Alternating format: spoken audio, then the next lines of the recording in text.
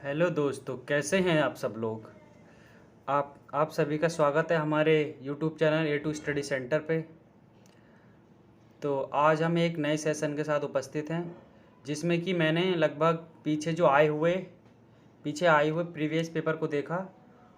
और ये इम्पोर्टेंट धाराएं हैं इसमें, जो कि इस प्रकार हैं। जैसे सेक्शन 24 जो है 24, धारा 24 में है बेईमानी, डिसऑनेस्टी। ठीक है गाइस। सेक्शन 40 धारा 40 में है हमारा अपराध, ऑफेंस। जैसे हम कोई अपराध करते हैं तो ये धारा 40 के अंतर्गत आता है। ठीक है गाइस। और ये नेक्स्ट है हमारा सेक्शन 54 धारा 54 में हमारा मृत्यु दंडादेश का लघुकरण। मतलब मानो किसी को मृत्यु की सज़ा हो जाती है तो उसका लघुकरण, मतलब उसे 10 साल की सज़ा में कन्वर्ट किया जा सकता है। ठीक है।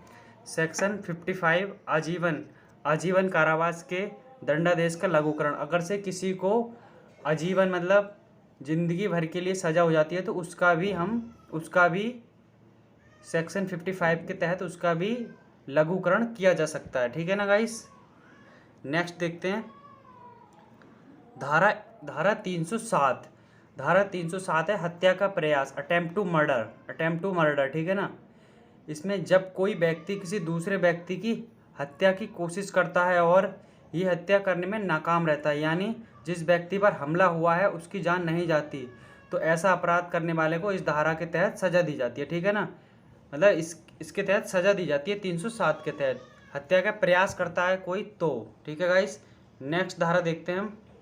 नेक्स्ट है हमारा सेक्शन 302 हत्या के लिए सज़ा। मतलब अगर से तुमने किसी की हत्या कर दी, पनिशमेंट फॉर मर्डर, तो इसमें है कत्ल के आरोपियों पर धारा 302 लगाई जाती है। अगर किसी पर कत्ल का दोष साबित हो जाता है तो उसे उम्र कैद या फांसी की सज़ा और जुर्माना हो सकता है। ठीक है गाइस।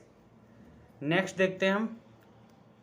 नेक्स्ट है हमारा सेक्शन 304 लापरवाही से मृत्यु होने के कारण, केजिंग डेथ बाय नेग्लिजेंस। मतलब किसी की अगर से लापरवाही से किसी की मृत्यु हो जाती है तो धारा 304 के तहत उन लोगों पर लगाई जाती है जिनकी लापरवाही की वजह से किसी की जान जाती है। ठीक है। इसमें 2 साल की सज़ा या जुर्माना या दोनों होते हैं। ये अक्सर सड़क दुर्घटना के मामलों में किसी की मौत हो जाने पर अक्सर इस धारा का इस्तेमाल किया जाता है। ठीक है।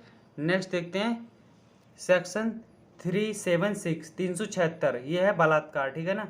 पनिशमेंट फॉर रेप, बलात्कार के लिए सज़ा।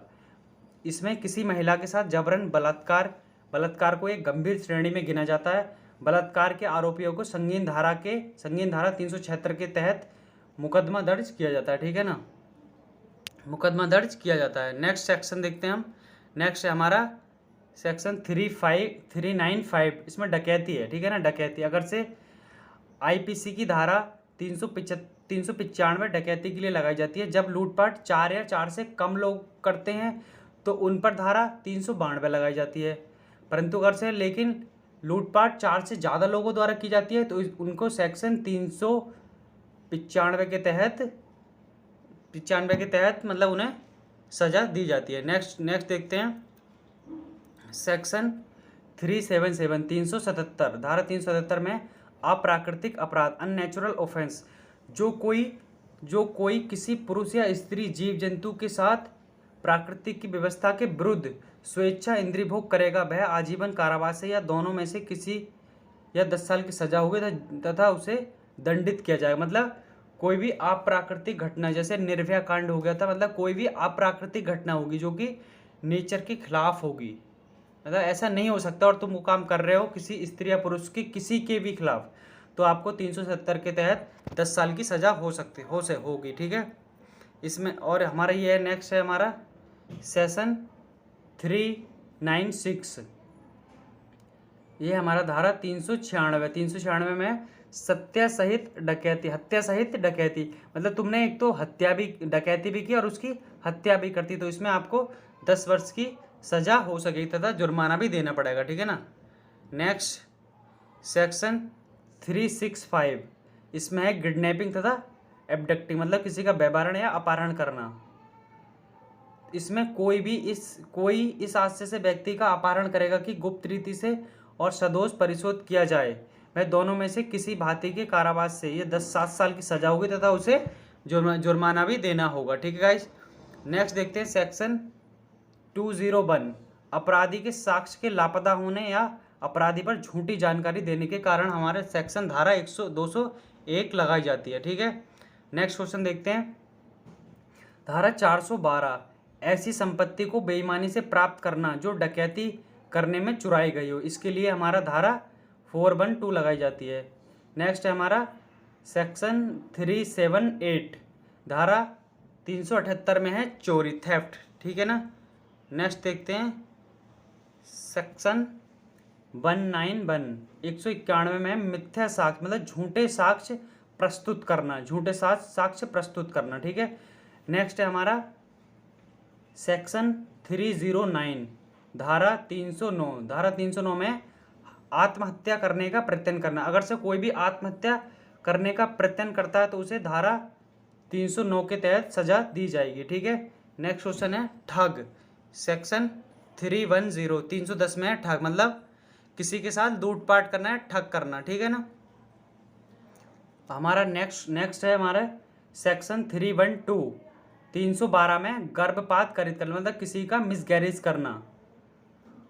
तो इसमें मिसगैरेज करना मतलब किसी का गर्भपात करना, इसमें कैदी को 3 साल की सजा का प्रावधान है। ठीक है गाइस, नेक्स्ट क्वेश्चन देखते हैं सेक्शन 351, धारा 351 में हमला, एसल्ट करना मतलब हमला करना किसी के ऊपर। ठीक है, फिर नेक्स्ट है हमारा सेक्शन 354, धारा 354, धारा 354 में स्त्री की लज्जा भंग करने के आशय से उस पर किया गया हमला या आपराधिक बल का प्रयोग करना। ठीक है गाइस, नेक्स्ट है हमारा सेक्शन 415, धारा 415 में किसी के साथ चीटिंग करना। ठीक है गाइस, नेक्स्ट है हमारा धारा 362, धारा 362 में हमारा किसी का अपहरण करना, एब्डक्टिंग करना। ठीक है ना, जो कोई किसी व्यक्ति के स्थान पर बल द्वारा विवश करता है तथा उसका अपहरण माना जाता है।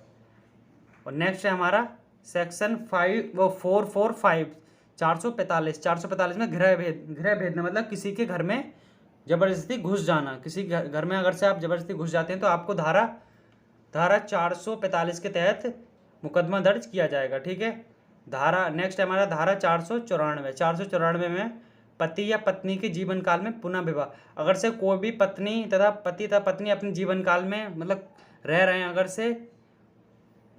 से पति या पत्नी दोबारा से विवाह करते हैं उस ड्यूरेशन में, तो उन्हें 445 के तहत, धारा 494 के तहत मुकदमा दर्ज किया जाएगा। ठीक है गाइस, नेक्स्ट है हमारा धारा 499, धारा 499 में है मानहानि का केस। ठीक है ना, मानहानि का, अगर से आप किसी को मतलब किसी को परेशान करते हैं तो आप पे मानहानि का केस कर सकता है। ठीक है ना, आपने किसी को मतलब गलत साबित करने की कोशिश की तो आप पे वो मानहानि का केस कर सकता है।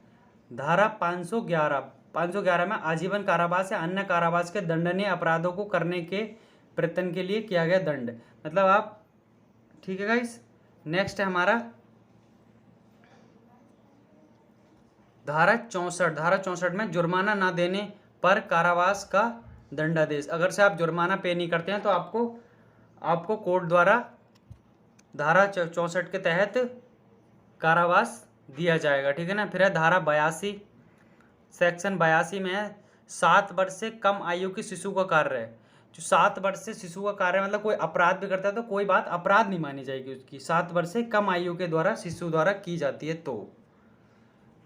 फिर है सेक्शन 120A 120A में है हमारा आपराधिक षड्यंत्र की परिभाषा। इसमें आपराधिक षड्यंत्र की परिभाषा दी है, मतलब आप किसी के खिलाफ कैसे षड्यंत्र रचते हैं मतलब उसकी परिभाषा दी है। ठीक है ना। और सेक्शन 120B में है आपराधिक साजिश का दंड, मतलब आपने किसी के खिलाफ अगर से आपराधिक साजिश की है तो उसके लिए दंड क्या होना चाहिए ये इसमें बताया गया है। ठीक है। फिर सेक्शन 159 में दंगा, जब 2 या 2 से अधिक व्यक्ति लोक स्थान में लड़कर लोक शांति में विघ्न डालते हैं, मतलब अगर से 2 या 2 से अधिक व्यक्ति कहीं भी पब्लिक प्लेस में विघ्न डालते हैं तो उन पर मुकदमा धारा 159 के तहत मुकदमा दर्ज किया जाएगा। ठीक है गाइस। नेक्स्ट है हमारा सेक्शन 160 में दंगा करने के लिए दंड। अगर से आप दंगा करते हैं तो आपको धारा 160 के तहत दंड दिया जाएगा। नेक्स्ट है हमारा सेक्शन 171B, इसमें रिश्वत। ठीक है ना गाइस। सेक्शन 212 में अपराधी को श्रेय देना। ठीक है ना, श्रेय देना। नेक्स्ट है हमारा सेक्शन 304B, 304 में दहेज मौत, मतलब किसी की अगर से दहेज से मौत हो जाती है तो। सेक्शन 306 में आत्महत्या का दुष्प्रेरण। ठीक है ना, आत्महत्या का दुष्प्रेरण मतलब किसी को आत्महत्या के लिए उकसाना। ठीक है, ठीक है गाइस। नेक्स्ट है हमारा सेक्शन 313 में स्त्री की सम्मति के बिना गर्भपात कारित करना, मतलब किसी स्त्री के मर्जी के बिना अगर से आप उसका गर्भपात करा देते हैं तो, मिसकैरेज करा देते हैं तो होता है सेक्शन 313। नेक्स्ट है हमारा सेक्शन 349 में हमारा बल, किसी पर मतलब बल का प्रयोग करना। नेक्स्ट है हमारा सेक्शन 359 में व्यभिचार और 362 में अपहरण, 364A में फिरौती के लिए अपहरण, मतलब फिरौती के लिए किसी का अपहरण करना। ठीक है गाइस। नेक्स्ट है हमारा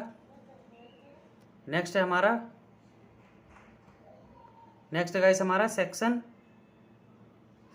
197 में है हमारा 197 में मिथ्या प्रमाण पत्र जारी करना, मतलब झूठे प्रमाण पत्र जारी करने के लिए धारा 197 के तहत आपको सजा दी जाएगी। सेक्शन 299 आपराधिक मानव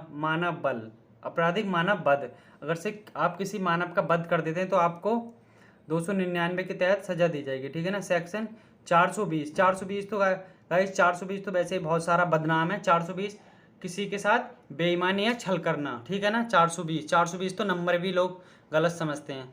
सेक्शन 144 को आपने बहुत सुना, आजकल बहुत ही ज़्यादा सुना होगा सेक्शन 44 को। तो सेक्शन 44 में हमारा शांति कायम रखने के लिए, अगर इस धारा के तहत किसी भी राज्य या शहर में 4 या 4 से अधिक ज़्यादा लोगों को इकट्ठा होने पर रोक लगती है, हिंसा, दंगे या असुरक्षा अन्य खतरे के दौरान यह धारा लगाई जाती है। ठीक है ना गाइस। तो इसमें आईपीसी के तहत, मतलब आईपीसी होता है किसी आदमी को गिरफ्तार करना और उसके खिलाफ मुकदमा दर्ज करना, कोर्ट में पेश करना तथा उसके लिए सजा मुकर्रर करना, ये सब आईपीसी के तहत आता है। ठीक है ना गाइस। आशा करता हूँ कि आपको ये सेशन समझ में आया होगा। अगर से आपको ये वीडियो पसंद आई तो प्लीज़ वीडियो को लाइक करें, चैनल को सब्सक्राइब करें। Thank you guys.